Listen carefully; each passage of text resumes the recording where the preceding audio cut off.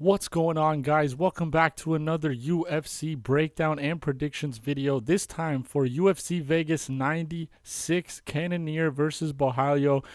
Now, it is an Apex card, which obviously isn't as exciting as like a out of town fight night card or a pay-per-view, but it's there's fights this weekend, which is always great news for us fight fans. So I'm not going to complain too much. It's all good. We have some decent fights on this fight card that I'm looking forward to. And before we go ahead and break those down, we went 5-7 on UFC 305. So we did horrendously. I think I understand where my mistakes are coming. So we're going to work towards improving that. But we got our asses kicked regardless. There was no recap video, as you guys saw in my breakdown originally. I was away for the weekend. Couldn't make that recap. But we are back with another breakdown video. Make sure you guys hit that like button. Drop a subscription on the channel if you are new. And comment down below your thoughts on this card and any particular matchups as well. Let's go ahead and start things off. We have a UFC newcomer in Wang going up against Victoria Leonardo to open up UFC Vegas 96. And Wang is a former kickboxer who has fought Valentina Shevchenko. So she's got a lot of fighting experience. She's only 5-0 in MMA particularly, but she was on road to UFC in her most recent fight where she ended up getting a finish, I believe. So in terms of combat experience, she does have quite a bit, but in MMA experience, she is lacking, I guess you could say, in that department.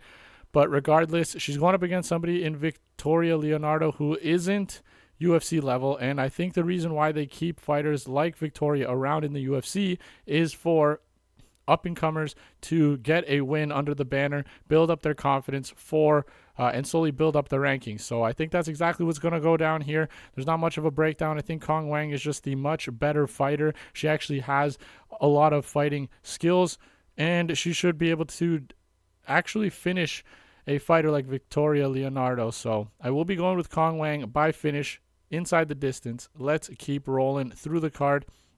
Next up is another women's bout, this time in the women's bantamweight division. We got Nunes going up against Jacqueline Cavalcanti, and I am going to be going with Jacqueline in this matchup. Reason being is when you watch Nunes fight, the only thing she has going for her is her power. She has a powerful left overhand, which she absolutely loves, and in terms of technique or anything of that nature, she doesn't really have much. When she's closing the distance, she just throws bombs and multiple at that just to get to her opponent. And the reason for that is because she is 5'2".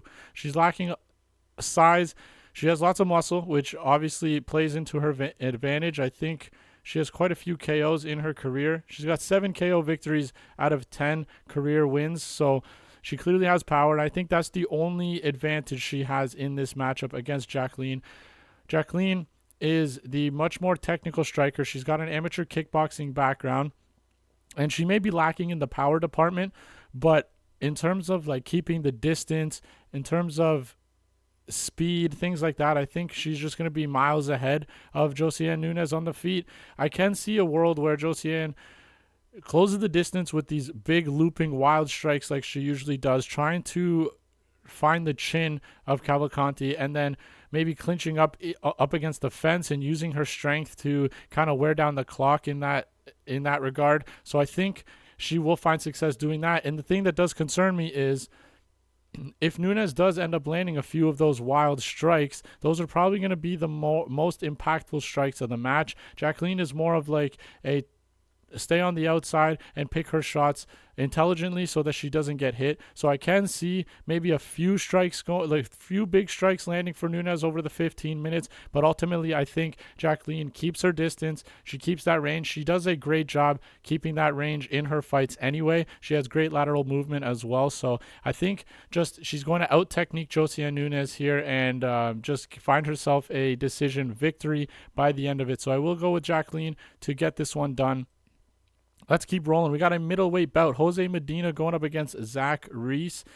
Now, for people who are unfamiliar with Jose Medina, he was on the Contender Series last year at light heavyweight, and he was going up against a fighter by the name of Gaziasulov, a Russian fighter who ended up just picking him apart and beating him up for 15 minutes straight. The only thing that really stood out on the Medina side is his toughness. The guy took a beating in that matchup and didn't go anywhere. He didn't get finished, but there was nothing that screams, I'm a good fighter on the Jose Medina side. I really don't think he's UFC caliber. And the interesting thing is, like I said, he was on the Contender Series last year, but for some reason, Dana White's like, I'm going to give him a chance, even though he got his ass kicked over 15 minutes. So we're seeing him for the first time since he got rewarded that contract, and he's going up against somebody in Zach Reese where I just don't think they're doing Jose any favors. He's coming down from light heavyweight.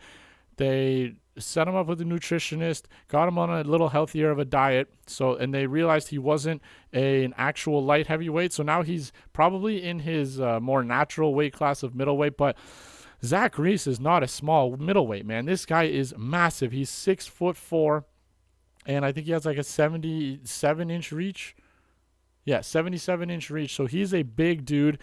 So he's basically, Jose Medina is basically fighting a light heavyweight down at middleweight in terms of size.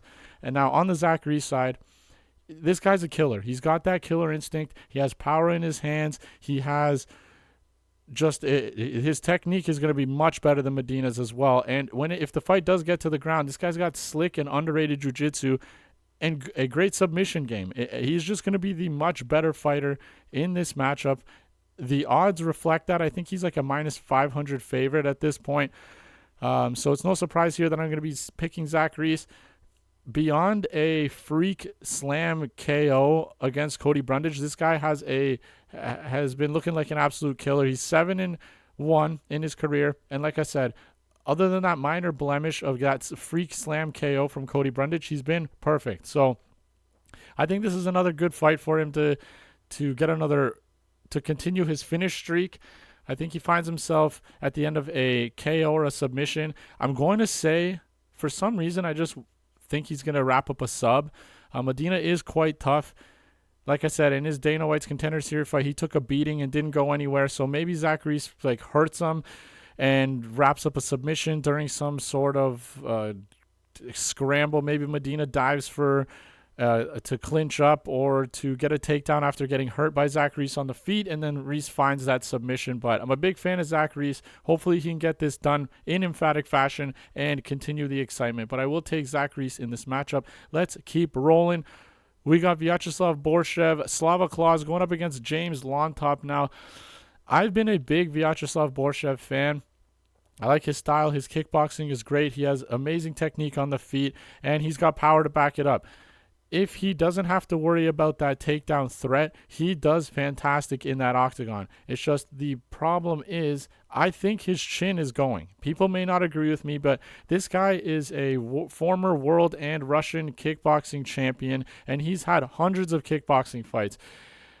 Lord knows how much damage he's accumulated, and getting dropped by Chase Hooper really shows that he's slowly fading. His chin is going against him, and I don't think it's going to get any better. Now, he's going up against somebody like James Llontop, who did fall short in his UFC debut. A lot of people are hating on him this week. I've been watching some breakdowns, and because of that short notice fight, Chris Taco Padilla was taking his UFC debut on short notice, and he ended up rear naked choking Llontop in that first round, which was an awful look. I think James Llontop was like a minus 500 or something favorite, and he just looked terrible. But I'm not going to completely shit on Llontop. The reason being is he had a bad weight cut. He missed weight. I'm going to chalk it up to a bad weight cut. It was also his UFC debut. So there was a lot going against James Llontop. Yes, there was a lot going up against his opponent Padilla as well, but I'm not going to let that stain my thoughts on James Llontop as a fighter. Now, as we spoke about earlier, and typically what a lot of people talk about on the Borshchev side, is there is an easy path to victory against somebody like Slava Claus, and that is to take him down and grind him out on the mat. It's happened time and time again in his UFC career, and if you look, he is 2-3-1 in the UFC. He beat Dakota Bush, nothing crazy there. Mark Ducasey ends up defeating him, and that was through the typical game plan, like we just spoke about, him getting out wrestled. He got taken down 11 times by Diakisi, okay? Jacasey. He got taken down 9 times by Mike Davis, all right? And then he knocks out Meerschaert, a young up-and-coming fighter who isn't going to wrestle you. And he got taken down 4 times by Nazim Sadikov, who also dropped him. Now, if you look at... he got dropped once by Nazim Sadikov. In his last fight, he got knocked down by Chase Hooper. Now, I understand Chase Hooper is also young and he's developing his skill set. He's building some muscle, so maybe that power is coming along for Chase Hooper. But getting dropped by Chase Hooper is not a good look, and that's why I think I'm going to go with the James Llontop side, because Llontop is tough, he's durable, he has power in his hands, and if he connects clean on Borshchev, we've seen Borshchev hit the mat, we've seen him hit the canvas off these big shots, and I think I'm not going to necessarily say that Llontop knocks him out cold, but I can see a world where Llontop comes in. Maybe he gets pieced up. Like I said, Borshchev, former world and Russian kickboxing champion, he's got the goods on the feet. But I think Llontop, with his durability, with his toughness, I think he comes forward, and Borshchev also is going to come forward and is going to give Llontop a lot of opportunity to land clean on Borshchev. And I just think that if Llontop does find the chin, he's going to put Borshchev down, at least hurt him. And if he doesn't put him away, it's just going to be the moments are going to favor him in this fight. I'm not going to let his previous fight stain my decision-making. I think James Llontop comes in his sophomore outing and ends up beating Borshchev. I'm a big Borshchev fan, but he's just let me down way too many times, and I'm going to go on the James Llontop side here. Let's continue on. This is a short notice fight for Francis Marshall. We got Dennis Buzukja on the one side going up against Francis Marshall here, and honestly, I've been a Dennis Buzukja hater. I've bet against him every single fight that he's been in the UFC. So for the 3 that he's had, I've bet against him every single time. Bet against him against Woodson on short notice. I bet against him on against Jamal Emmers, which was also short notice, I believe, which was also short notice for him. I could be mistaken on that one. Nevertheless, Buzukja got knocked out by Jamal Emmers, 49 seconds. Not a good look. Sean Woodson beat him over 3 rounds. Sean Woodson has a very tricky frame for the division and gives a lot of people that are better than Buzukja a hard time as well, so I'm not going to fault him too much for that. But what really impressed me on the Buzukja side was his most recent fight, where he finished Connor Matthews in the 3rd round of their fight. Connor Matthews is typically a really tough dude. He has a solid skill set, and Buzukja came in there and looked fantastic. He broke him apart systematically or systemically throughout that fight and ended up putting him away in that 3rd. That was an impressive performance that I rate very highly. And he's going up against somebody like Francis Marshall, who tricked us all to believing that he's going to be a crazy fighter in the UFC, because now I know both these guys are still pretty young. Buzukja's 26, Marshall's 25. He can still get it together and have a good UFC career, but he comes in, knocks out Marcel. He actually beat Connor Matthews as well, but it was on the Contender Series for a contract, and he had a hard fight with Matthews, won a unanimous decision.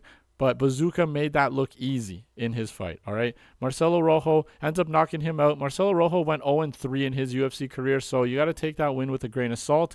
And split decision loss to William Gomis, where he didn't really do anything, and he couldn't find Gomis. He was punching air throughout the entire fight, basically. And then he got ragdolled and destroyed by Isaac Dolgarian in his most recent fight. Not to mention, Francis Marshall is taking this on like a week's notice. Danny Silva was supposed to be Buzukja's original opponent, but he ended up pulling out a couple of days ago, and in comes in Francis Marshall. So not only do I like Buzukja in this matchup, I also like him even more because of the short notice replacement on the Francis Marshall side. Maybe Francis Marshall's like, dude, I started off my career, UFC career 0-2. Me doing this, I'm doing the UFC a favor. So even if I lose, maybe they'll keep me around a little longer. I'm still young. That maybe is where his mindset's at. But I was really impressed with Buzukja his last time out. He's in a much better camp than Francis Marshall. Buzukja's training with Aljo, Marab, and all those guys out in their camp. I don't know what the camp is called. I'm going to check right now.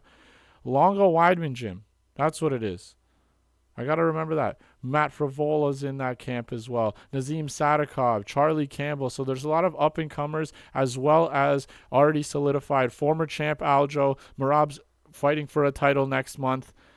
So a lot to like on the Buzukja side. I will take him in this matchup. Let's keep rolling. We got a middleweight bout to Edmund Shahbazyan going up against Gerald Meerschaert. Now, this is actually the first fight in the main card, so at this point, make sure you guys hit that like button if you haven't already. Subscribe to the channel if you're new, and drop your comments down below on what you think of this event and any particular matchups. So we got Edmund Shahbazyan on one side, taking on GM3 Gerald Meerschaert. Now, in my opinion, this is set up for Shahbazyan. The fact that he's still 26 years old is insane. He was really young coming into the UFC, and he showed a lot of promise. He's actually a very talented fighter, especially in the striking department. And going up against somebody like Meerschaert, who has been KO'd before, has shown holes in his striking, I think this is a fight for Edmund Shahbazyan to get an emphatic finish and get some buzz around his name again. Meerschaert, beyond like a Hail Mary submission in this fight, I don't think he's going to be able to defeat Shahbazyan. Meerschaert has one of the nastiest jiu-jitsu and grappling games in the entire UFC. The guy's got 36 wins, and 28 of them are by submission, which is insanity. The guy's got insane and slick jiu-jitsu, but beyond that, I think Shahbazyan's going to be, I think he's going to know. Well, we all basically know what Gerald Meerschaert wants to do, and I think Shahbazyan early on is going to fend off those takedowns and just absolutely piece apart Meerschaert. I can honestly see him getting a first-round KO here and putting Meerschaert away. Meerschaert's also 36, I believe, at this point, so he's also getting up there in age. He's has a ton of miles on him.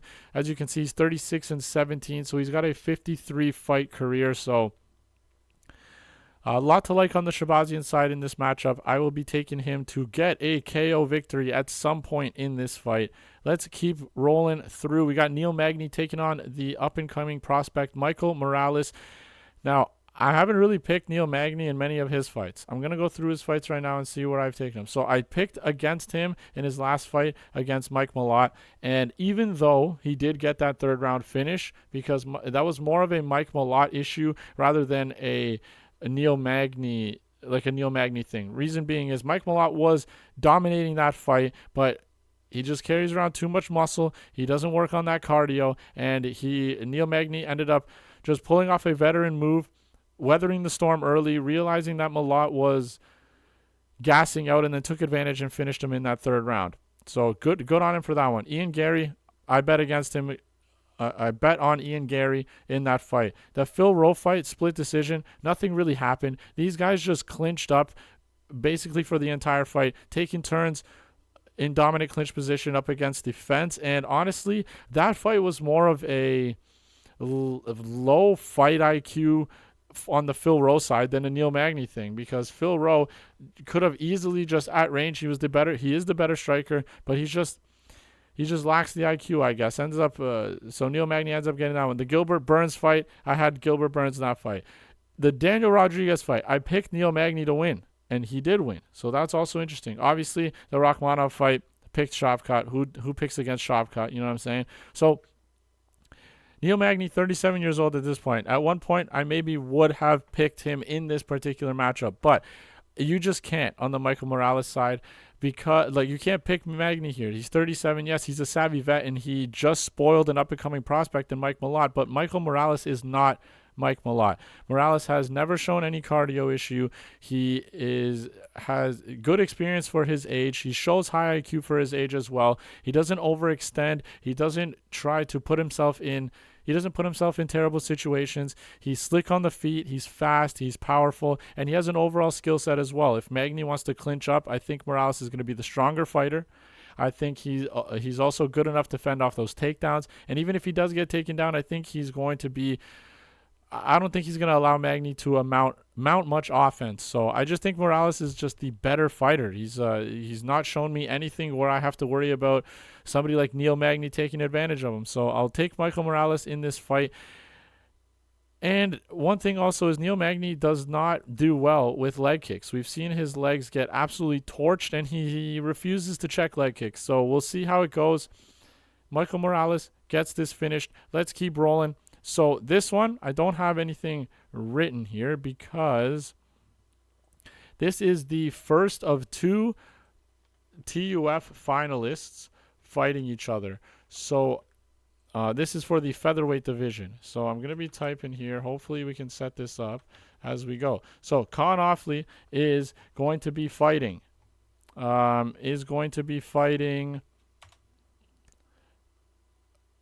Myron Santos in their fight. So I'm pretty sure this is how the records go. So Ofli, basically what this comes down to, in my opinion, is this is like a wrestler versus grappler. Sorry, a wrestler versus a striker. Grappler versus striker matchup. It is the classic fight, your classic matchup. Ofli, I watched his fights on The Ultimate Fighter, and he shows competence on the feet where he can do some damage there, but typically he wants to back his opponent down, find himself some takedowns, and put his work in there. In his most recent fight against a South African, I think is Rudy Roots or something like that, he ended up just getting a little, Ofli's opponent just ended up getting a little too excited. Ofli wraps up a guillotine, chokes him out. And in his first fight, it was a little tougher on him, but ultimately the wrestling is what got it done for him. But he's going up against somebody like Myron Santos. I think he's 13-1. If I'm wrong, don't butcher me in the comments, all right? I'm going off of memory here. But basically, Myron Santos is an awesome striker. The guy's only 24 years old. He is patient on the feet. He's fast. He's technical. He's got some power and sting in his punches as well. And throughout the show, he showed how slick he was in the striking. He showed that he can fend off those takedowns. And he showed a solid get-up game as well. Now, he's going up against somebody like Ofli, like we mentioned, who wants to do exactly that. Myron Santos, I believe, he's 5'9", which is a decent height in size for the featherweight division. He's bigger than, taller and rangier than Ofli is, so I think that's also going to play a big factor in this matchup for him, and I think he ends up getting it done. I'm not going to say he gets a finish here, but I think Myron Santos is just the better fighter. He's a young up-and-comer. I'm excited to see him in the UFC. I think he does get this done against Ofli. He'll fend off those takedowns, and he will land the better, more volume and the better, more impactful strikes on the feet.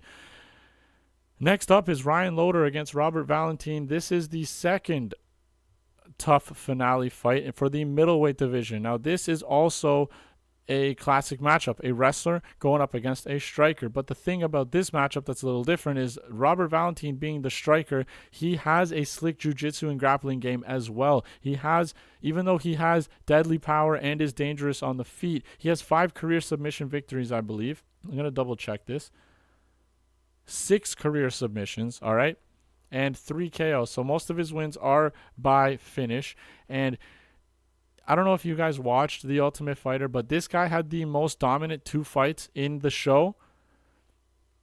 Most dominant performances, I should say. He came in, fought a Greek fighter named Yanis Bonkar, I believe, something along those lines.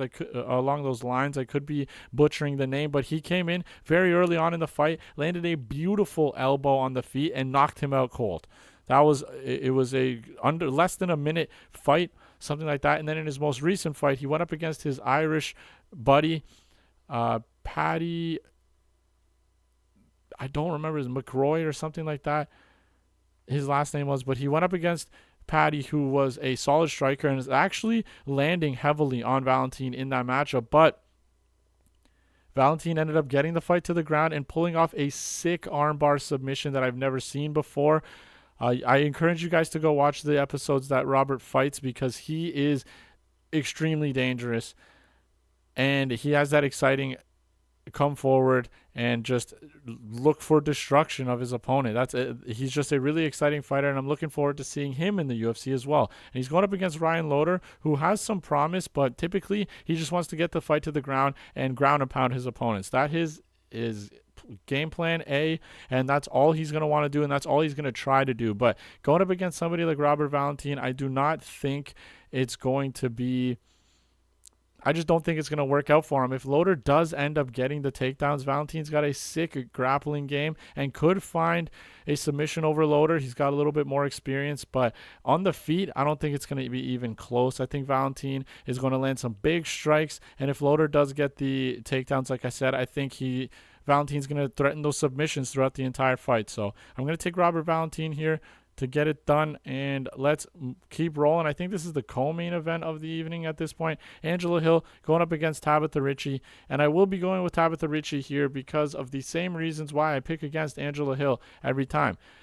But the problem is Angela Hill has spoiled two up-and-coming young prospects in back-to-back fights. She beat Denise Gomes and then beat Luana Pinheiro in her last fight. So I've eaten my words, back-to-back fights with Angela Hill. And she's always in these close fights, which worries me in this matchup as well.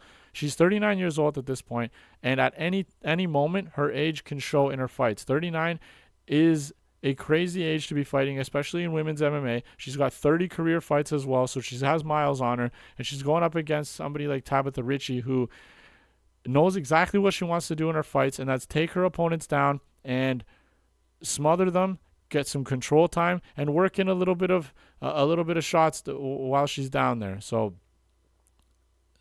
I can see Ricci doing that. I don't feel comfortable picking in Angela Hill here. This is a pick'em, so it's minus 110 on each side, and I think that's good value for either girl that you pick here.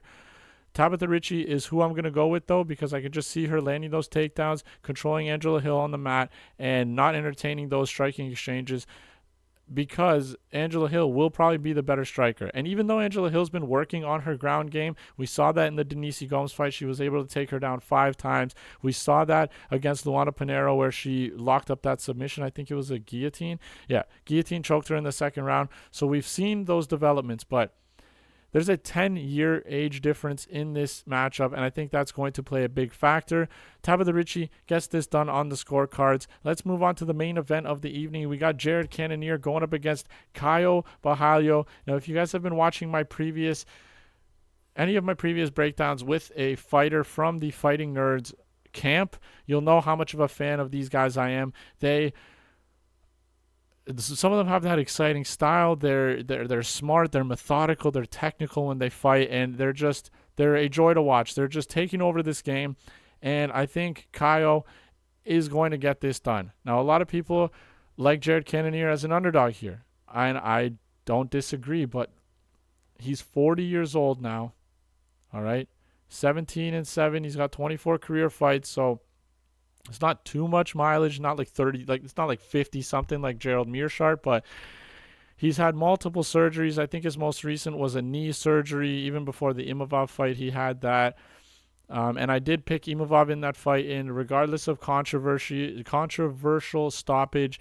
I don't think anything would have changed in that fight. If Herzog didn't call off the fight in that moment, I think Imavov would have just went on to get the win anyway. But he's going up against somebody like Caio, who has that like bouncy taekwondo-esque stance on the feet. But typically in Borralho's fights, he wants to get the fight to the ground and just nullify his opponent. He wants to just control them down on the ground and basically stall out the fight and win. I'm not saying he's some emphatic finisher. He did end up finishing Paul Craig on the feet in their last fight, but that's Paul Craig. The thing is, in terms of skill set, yes, Cannonier has fought the better competition. And he has a nice, well-rounded game, but I do believe that Borralho is the better fighter at this point in their career. Cannonier still has some sting behind his shots. He can still put somebody like Caio away, but Borralho's got that nice wide stance. It's hard to get to him. He is very rangy in his fights as well, so I think he's going to be able to pick apart Cannonier on the feet, and even if he wants to, I think he will work in those takedowns as well. A glaring point that I have to address is that this is Borralho's first main event, I believe, so it's his first time in a 5-round fight. Now, whether the fight's going to go 5 rounds or not, I am not sure. But I think it's going to be his first time having to fight a possible 25 minutes. So it's going to be interesting to see how he approaches this game plan. Sometimes he can be a little more low volume as well. So I don't want him to come in there, land maybe slightly more shots than Cannonier, but the big shot goes to Cannonier in those matchups to kind of sway. I want him to work in that full game. I want him to be a little more produce a little bit more volume on the feet, and it would be really good for his career if he found a finish here, whether it's a KO or a submission. I don't know if he will find one, but it's going to be interesting to see how he approaches this 5-round fight. I'm still going to be picking Borralho to get this done. I can't get behind a post-multiple surgery 40-year-old Jared Cannonier at this point in his career. So I will be going with Borralho. Let's go over all of our picks once again. We got Wang, Jacqueline Cavalcanti, Zach Reese, James Llontop, Dennis Buzukja, Edmund Shahbazyan, Michael Morales, Myron Santos, Robert Valentin, Tabitha Ricci, and Kyle Borralho to get this done. Thank you guys so much for watching. I'm going to be checking out the weigh-ins. If there's any glaring things that I want to address, I'll make another video. But for right now, thanks for watching. Make sure you guys hit that like button, subscribe if you're new, comment down below with your thoughts, and I will see you for the recap video after the event on Saturday night. I hope you guys enjoy the fights. I'll see you in the next video.